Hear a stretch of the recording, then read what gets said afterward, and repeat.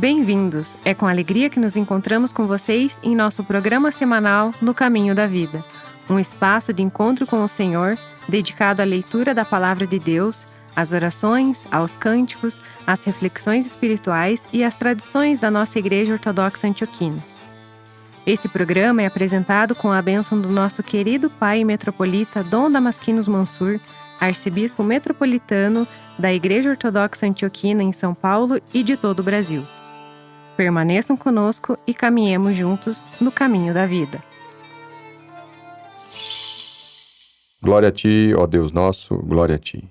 Senhor misericordioso, possa o Teu santo corpo ser para mim o pão da vida eterna e o Teu precioso sangue ser a cura de toda enfermidade. Glória a Ti, ó Deus nosso, glória a Ti. Corrompido por meus feitos indecentes, eu, o miserável, sou indigno da comunhão do Teu puríssimo corpo e divino sangue, ó Cristo. Torna-me digno de recebê-los. Santíssima Mãe de Deus, salva-nos. Ó abençoada noiva de Deus, ó solo fértil, da qual brotou a semente não semeada para a salvação do mundo, concede-me que seja salvo ao comungar dele. Glória a Ti, ó Deus nosso, glória a Ti. Tu me estabeleceste na rocha da fé e abriste a minha boca contra os meus inimigos. Por isso minha alma rejubila ao cantar. Não há santo como o nosso Deus, nem justo como Tu, Senhor. Glória a Ti, ó Deus nosso, glória a Ti. Concede-me lágrimas, ó Cristo, para a purificação do meu corpo impuro, para que, purificado e com consciência tranquila, eu possa aproximar-me com fé e temor da comunhão dos Teus divinos dons, Senhor. Glória a Ti, ó Deus nosso, glória a Ti. Ó filântropo, que o Teu puríssimo corpo e divino sangue sejam para a remissão dos meus pecados, para a comunhão com o Espírito Santo, para a vida eterna e para a libertação das paixões e aflições. Santíssima Mãe de Deus, salva-nos. Ó Santíssima, sendo Tu o banquete do pão da vida, que por sua misericórdia desceu do alto e deu a vida nova ao mundo, concede a mim, indigno que sou, que coma dele com temor e viva. Glória a Ti, ó Deus nosso, glória a Ti. Tu te encarnaste para a nossa salvação, ó misericordioso, e aceitaste ser sacrificado como um cordeiro pelos pecados da humanidade. Por isso rogo a Ti que apagues também os meus pecados. Glória a Ti, ó Deus, glória a Ti. Cura as feridas da minha alma, ó Senhor, e santifica-me por inteiro. Concede a mim, miserável que sou, participar da Tua divina ceia mística. Santíssima Mãe de Deus, salva-nos. Propicia-me aquele que veio de Teu ventre, ó Senhora, e conserva imaculado e sem culpa a mim, Teu servo, para que, obtendo a pérola espiritual, eu possa ser santificado.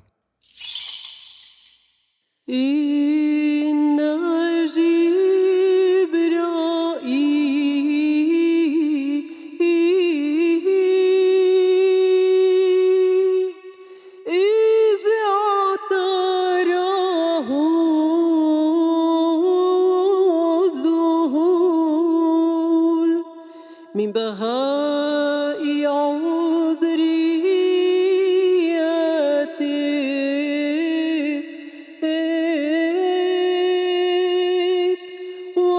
وفائق لمعان طهارتك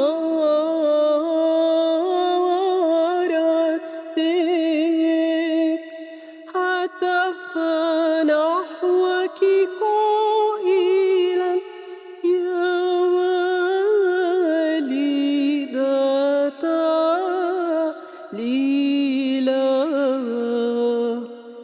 أيما مديح واجب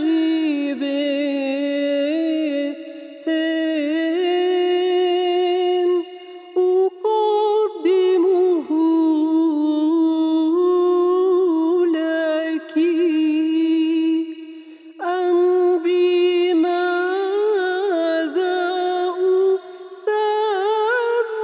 أسميك إنني أنذهل وأتحير لكنني كما أمرت أهتف إليك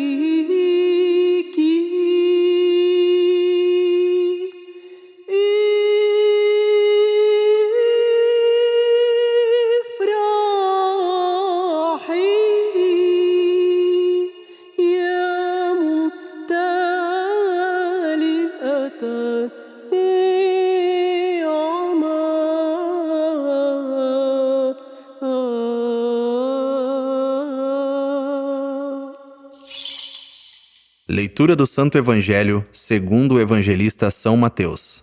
Estejamos atentos. Quando chegaram ao lugar onde estava a multidão, um homem aproximou-se de Jesus, ajoelhou-se diante dele e disse: Senhor, tem misericórdia do meu filho. Ele tem convulsões e está sofrendo muito. Muitas vezes cai no fogo ou na água. Eu o trouxe aos seus discípulos, mas eles não puderam curá-lo. Jesus respondeu: Ó geração incrédula e perversa, até quando estarei com vocês? Até quando terei que suportá-los? Tragam-me o menino. Jesus repreendeu o demônio e este saiu do menino, que daquele momento em diante ficou curado. Então os discípulos aproximaram-se de Jesus em particular e perguntaram: Por que não conseguimos expulsá-lo? Ele respondeu: Porque a fé que vocês têm é pequena. Em verdade lhes digo, que se tiverem fé como um grão de mostarda, poderão dizer a este monte: Vá daqui para lá, e ele irá. E nada será impossível para vocês. Mas esta espécie não sai senão por meio de oração e jejum.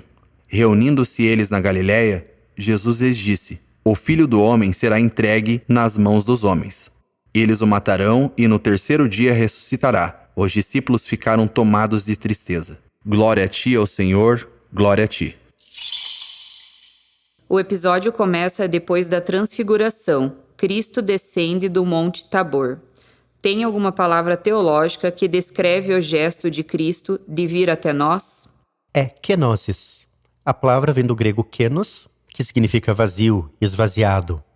São Paulo usa kenosis na carta aos Filipenses para descrever o que Cristo fez. Esvaziou-se a si mesmo, tomou a forma de servo, não se apegou à igualdade com Deus. A kenosis não é perda por fraqueza, é despojar por amor, é voluntariamente quem tem tudo escolher abrir mão para que o outro viva. Cristo no Tabor mostrou a glória. Cristo no vale praticou a kenosis. E é precisamente a kenosis que opera a cura. A glória sozinha não salva. O esvaziamento, esse sim. E o menino que o pai traz tem uma condição descrita com uma palavra grega que vem do nome de um astro. Qual? A palavra é seleniazomai. E ela deriva de Selene, lua. Na antiguidade, acreditava-se que as fases da lua influenciavam certas afeições. Convulsões, acessos, distúrbios que pareciam obedecer a um ciclo. O mal é astucioso. Ele não aparece como algo inteiramente estranho. Ele se disfarça nas dobras da própria natureza. Usa a lógica das fases, o ritmo dos ciclos para oprimir. O menino não está simplesmente doente. Está sob domínio de algo que se aproveita da linguagem da natureza para se esconder dentro dela. O demônio não cria nada, distorce o que já existe. E Cristo descreve a geração de uma forma que parece um diagnóstico. Qual é essa palavra? O verbo é diastrefo, perversa, distorcida. E diastrefo significa literalmente aquilo que foi entortado, retirado do eixo. Aquilo que deveria estar reto e foi torcido. A criação é boa. O ser humano é bom, mas quando se desvia do eixo, quando se torce, torna-se perversão. Não no sentido moralista que a palavra ganhou depois, mas no sentido original, profundo. Algo que perdeu o centro. Algo que se curvou sobre si mesmo e não consegue mais olhar para o outro. Uma geração diastrefo é uma geração que se encurvou, que não se levanta para o céu, que só vê o próprio umbigo. E a kenosis de Cristo, o esvaziamento divino, é o remédio exato para a humanidade entortada. Há uma tentação antiga na vida cristã, tão antiga quanto a igreja. É a tentação de transformar a fé em refúgio privado, em experiência individual, em algo que se guarda dentro de quatro paredes. Vivemos numa época que exalta o indivíduo, cada um com sua verdade, cada um com a sua espiritualidade, cada um com a sua versão de Deus. E o cristianismo às vezes se deixa contagiar por isso. Vira uma espécie de programa de bem-estar espiritual. Eu busco a Deus para me sentir melhor. Eu guardo a minha fé como quem guarda um objeto precioso numa gaveta, para não se perder, para não se sujar. Mas a igreja não é isso. A igreja não é um museu onde se expõe a luz divina atrás de um vidro. Não é um salão onde nos reunimos para celebrar o que já conquistamos. A igreja é hospital. Hospital espiritual, lugar de feridos, de doentes, de gente que arrasta os próprios filhos até a porta porque já não sabe mais o que fazer. E se a igreja é hospital, o cristão não é alguém que se basta. O cristão é alguém que carrega, que se faz próximo, que não se permite o luxo de uma fé contemplativa, sem uma fé atuante, que não se tranca no monte da transfiguração enquanto o vale está cheio de gente quebrada. A experiência individualista da fé é aquela que busca a glória sem a dor, o conforto sem a cruz, a luz sem sombra. Essa experiência é a experiência dos discípulos que não conseguiram curar o menino. É uma fé que se esvazia de potência justamente quando mais precisa operar, justamente quando o pai chega chorando, justamente quando o demônio ri. E Jesus diz a razão: esta espécie não sai senão pela oração e pelo jejum. A oração nos une a Deus. O jejum nos liberta dos apegos que bloqueiam essa união. São os dois pulmões da vida espiritual. Sem eles, a fé pode ter formas, mas não tem força. 6 dias antes, Jesus havia subido ao Monte Tabor. Levou consigo 3 discípulos, Pedro, Tiago e João. E ali no alto aconteceu algo que as palavras mal conseguem segurar. O rosto de Cristo resplandeceu como o sol. As vestes tornaram-se brancas como a luz. E apareceram Moisés e Elias conversando com ele sobre a sua partida que estava para se cumprir em Jerusalém. O Monte Tabor fica na Baixa Galileia, isolado na planície de Jezreel. Tem quase 600 metros de altura e é visível de longe em todas as direções. Na antiguidade, era um lugar de destaque estratégico e religioso. O Antigo Testamento menciona em conexão com batalhas e com a presença de Deus. Pedro, ao ver a cena da transfiguração, quis construir 3 tendas e ficar ali. A reação é compreensível. Diante da glória, o instinto é permanecer, capturar o momento, transformar aquela experiência numa morada permanente. Mas a voz do Pai os envolve numa nuvem e diz: "Este é o meu filho amado em quem me comprazo, escutai-o." E quando a nuvem se dissipa, Jesus está sozinho e diz para descerem. A descida é tão importante quanto a subida. O Tabor não é um fim em si mesmo. É uma confirmação para o caminho que vem a seguir. Jerusalém, a cruz, o túmulo. Os 3 discípulos foram ao monte para serem fortalecidos. Desceram para serem enviados. E no vale encontraram o pai desesperado, o filho oprimido e os outros discípulos que haviam tentado curar e não conseguiram. É assim que a tradição exicasta da Igreja Ortodoxa entende a contemplação. Ela não é um fim em si mesma. A luz do Tabor não é para ser guardada, e sim para ser trazida ao vale. O monge que orou por anos no deserto desceu para cuidar dos doentes. O pai que contemplou o mistério no ícone se levantou para servir à mesa. A glória não nos exime da dor do outro, ela nos envia para ela.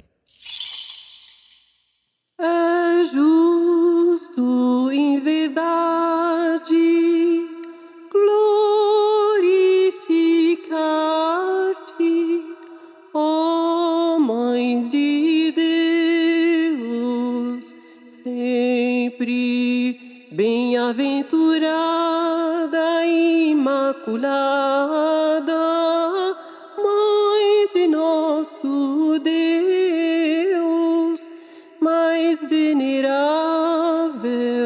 que os querubins e mais gloriosa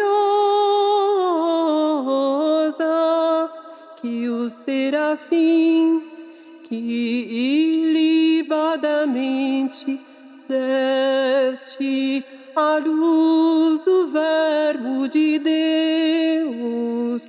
Logo és verdadeiramente Mãe de Deus, pois nós te glorificamos.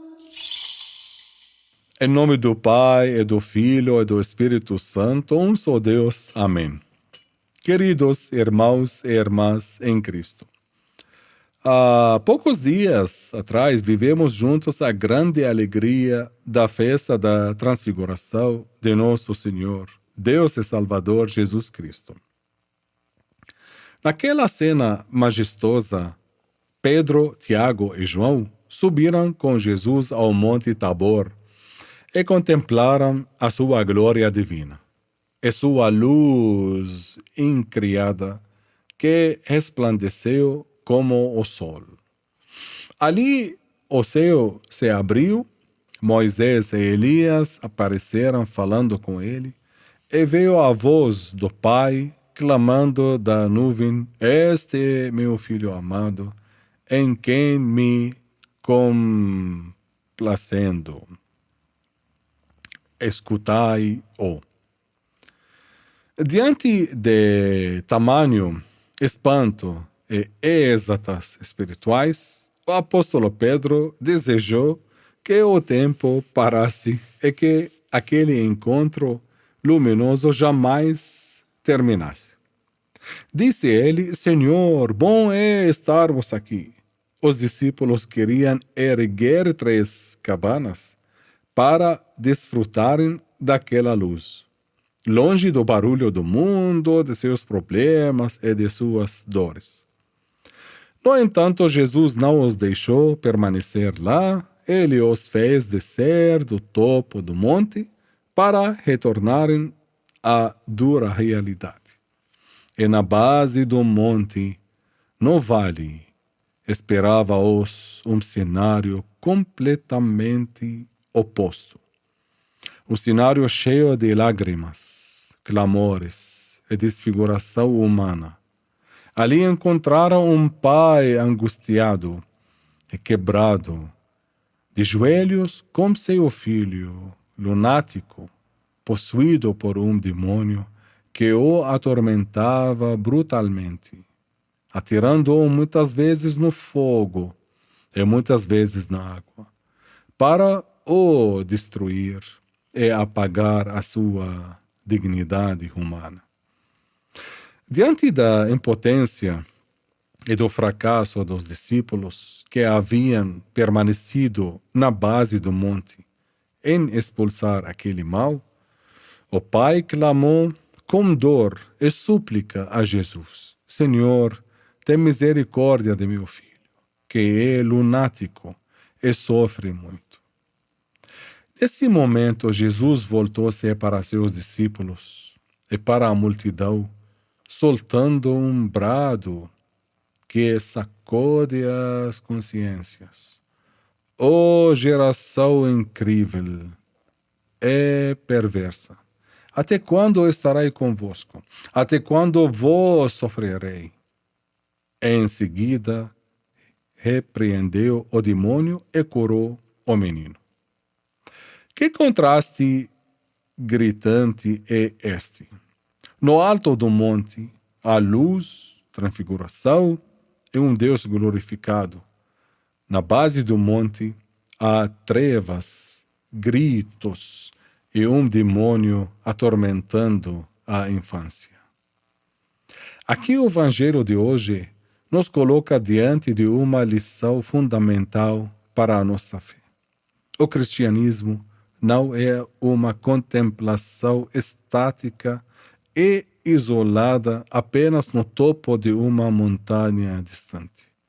O cristianismo é a descida consciente e corajosa ao vale da dor humana. São João Crisóstomo explica essa postura com sua visão, dizendo: os discípulos sentiram na transfiguração que haviam alcançado o fim e quiseram fixar residência na glória. Mas Jesus recusou uma glória cujo preço o homem ainda não havia pago. A verdadeira glória divina não se realiza fugindo do sofrimento dos homens, mas passando pelo coração dele e transformando-o. A luz que contemplaste no monte não vos foi dada para monopolizardes o seu calor, mas para descerdes com ela e iluminardes a escuridão dos quebrantados no vale. Enquanto Jesus estava com os 3 no topo de Tabor contemplando a glória, os outros 9 discípulos que ficaram na base do monte, no vale da dor, eram incapazes de curar o menino lunático. Por quê? Porque aqueles que estavam no vale queriam o poder da cura sem a oração e o jejum. E os que estavam no monte julgaram que a luz e os setas serviam para o monopólio e o descanso. Então, viu as duas partes dos discípulos? Assim, entre a impotência dos 9 na base e o desejo dos 3 de se estabelecerem no topo, manifesta-se a falha de uma fé individual e superficial que nunca amadurece de verdade. Nesse sentido, São Gregório de Nissa contempla a ideia com força. A luz que os discípulos viram no monte não deveria ficar trancada em sua experiência individual. A igreja não nasce nos picos isolados das montanhas, mas nasce nos vales onde a humanidade geme. E se a luz de Tabor não se traduzir em um toque de cura e uma obra de sacrifício no meio do mundo atribulado, permanecerá apenas como uma memória sentimental passageira. E aqui fazemos a pergunta essencial. Por que Jesus disse: até quando estarei convosco? Até quando vos sofrerei? Jesus não proferiu essas palavras com ira ou ressentimento, mas com um profundo sofrimento e dor divina. Até quando estarei convosco e a vossa fé não passará das aparências? Até quando vereis a dor dos homens e o tormento dos pequeninos e permanecereis impotentes, sem nada poder desfazer? Até quando buscareis o êxtasis, o conforto e a glória para vós mesmos, enquanto eu busco o esvaziamento? Kenonis, em grego. Esvaziamento é a subida à cruz para a salvação dos outros. Essa pergunta não foi dirigida apenas aos discípulos fracassados ou ao Pai que clamava com uma fé vacilante. É uma pergunta viva que o Senhor dirige hoje a cada um de nós, cristãos.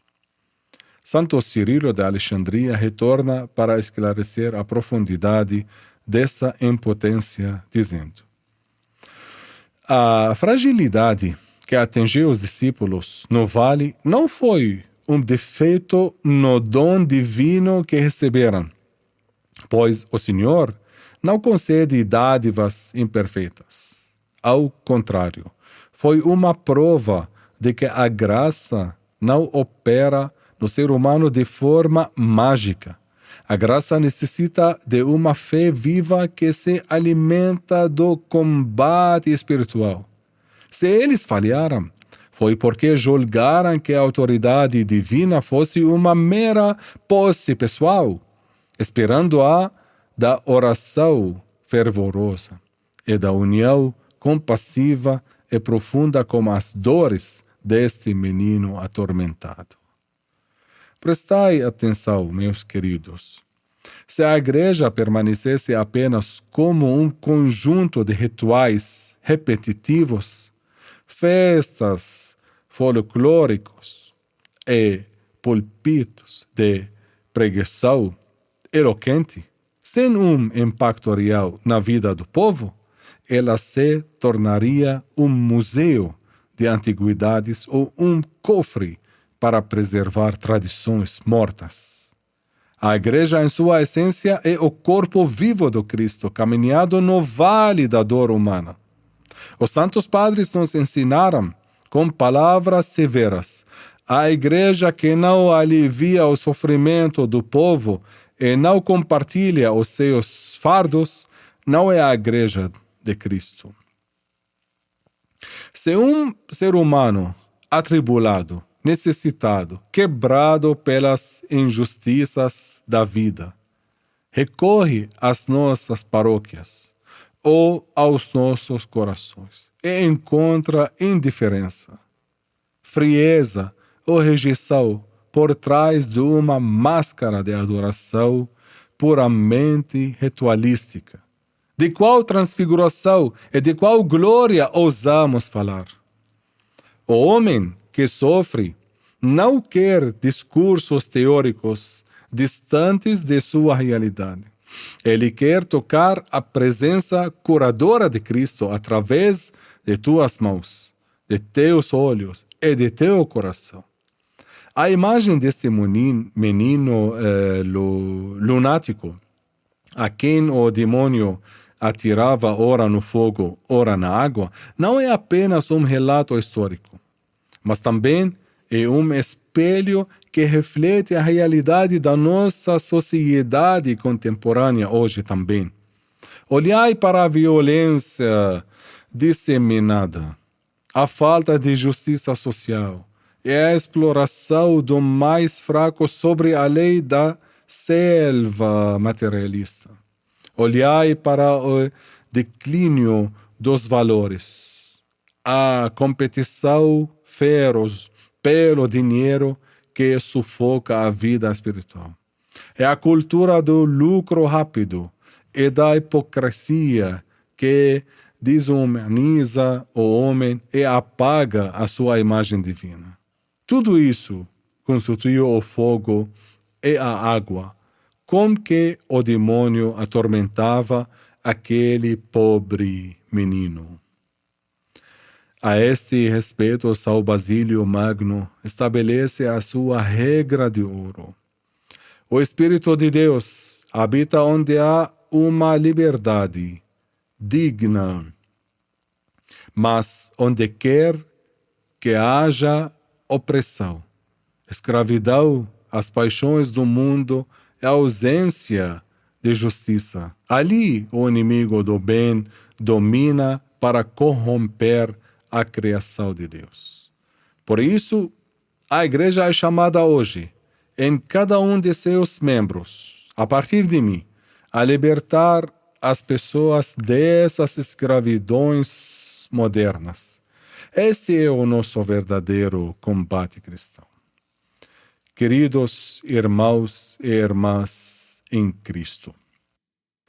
Mas por que falhamos, às vezes, em expulsar o mal ao nosso redor? Porque caímos na mesma armadilha de Pedro no Tabor. Queremos a glória sem a dor.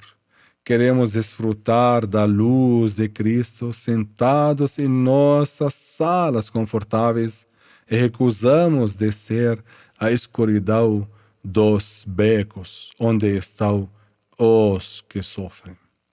Repito, a incapacidade dos discípulos em curar não foi um defeito no dom divino que receberam, mas porque ainda não estavam prontas para compartilhar com Jesus o seu esvaziamento.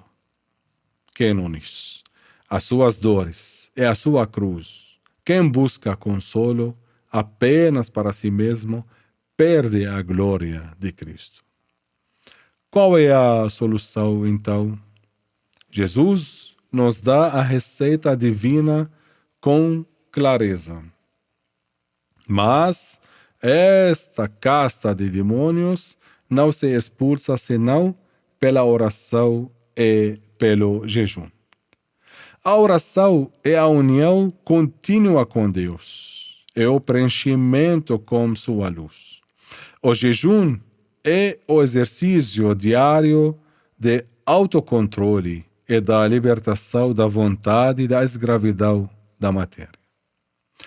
Mas, no sentido teológico mais profundo, a oração e o jejum são ferramentas para nos unirmos à pessoa de Jesus. Esta união, que começou com combate e lágrimas no vale, completou-se e inflamou-se como o fogo do Espírito Santo após a ressurreição e no glorioso dia de Pentecostes. Assim, a oração e o jejum deixaram a ser meros deveres e tornaram-se o canal através do qual os discípulos se uniram totalmente a Cristo. De modo que eles diminuíram para que o Senhor habitasse neles. Por isso, após a ressurreição e Pentecostes, os discípulos já não eram impotentes, pois, por exemplo, Pedro ergueu-se e disse ao coxo: em nome de Jesus Cristo, ó Nazareno, levanta-te e anda. O cristianismo não é uma religião de confortos intelectuais e sentimentos passageiros. O cristianismo é um modo de vida. Quer que a sua igreja seja apenas um cofre de rituais e um museu de arte litúrgica?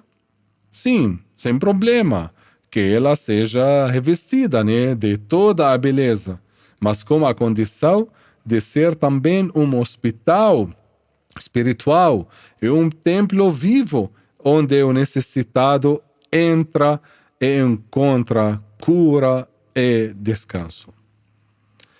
Não busque a glória e repouso para si mesmo. Desce do Tabor, desce ao vale, pois ali existem famílias se destruindo, jovens se perdendo nas trevas, das dependências e do desespero, e marginalizados sem esperança. Cristo não construiu uma tenda para permanecer no Tabor. Ele desceu imediatamente para tocar o lunático. Desce, você também, e estende a tua mão. Não seja um cristão mestre nas palavras, mas estéril nas ações e na misericórdia. Até quando Jesus suportará a nossa pouca fé e o nosso isolamento? Até quando? Talvez até o dia em que decidamos, com coragem, estar com Ele na glória, mas passando com Ele pelo caminho da dor e da entrega ao próximo, pois não há ressurreição, nem transfiguração, nem sem a cruz e a descida ao vale, a terra da realidade. Amém. Ao encerrarmos nosso encontro de hoje, pedimos a Deus que esse tempo que tivemos juntos seja uma semente de luz em nossos corações nesse dia e ilumine os nossos passos. Para conhecer mais a nossa igreja, convidamos você a participar conosco da Divina Liturgia, celebrada todos os domingos às 10h30 da manhã, na Igreja Ortodoxa Antioquina São Jorge de Curitiba, localizada na Rua Brigadeiro Franco, 375, nas Mercês, em Curitiba. Até o nosso próximo encontro e caminhemos juntos no caminho da vida.